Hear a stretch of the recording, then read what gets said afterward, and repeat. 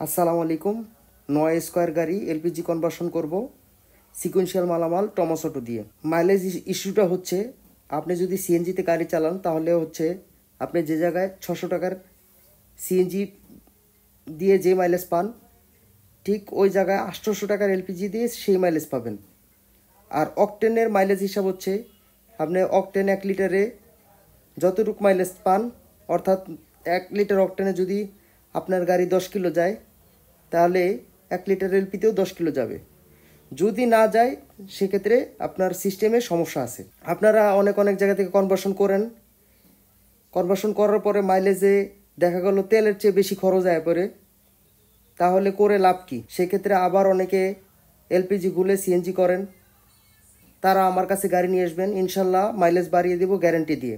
এই হাতে কালো যে ফ্লোট বাল্বটা দেখতেছেন, এটা সরাসরি মিটারের সাথে কানেক্ট করা। এটা ভেসে উঠলে মিটার উঠবে, এটা নেমে গেলে মিটার নেমে যাবে। অর্থাৎ এটা ভেসে ওঠার সাথে সাথে মিটার শো করবে।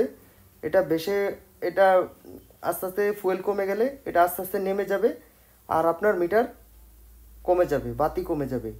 এটার মাধ্যমে সিগন্যাল পাঠানো হয় আপনার সরাসরি সুইচে। আপনার কয় বাতি গ্যাস আছে এখানে ড্রাইভিং সিটে বসে দেখতে পারবেন।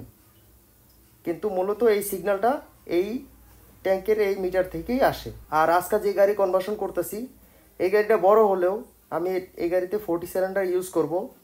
40 সিলিন্ডার ইউজ করার সুবিধা হচ্ছে, এটার যে স্পেয়ার চাকাটা আছে এটা খুব চিকন, আর স্পেয়ার চাকার সাইজে এই 40 সিলিন্ডারটা মাপ মতো বসে যায়।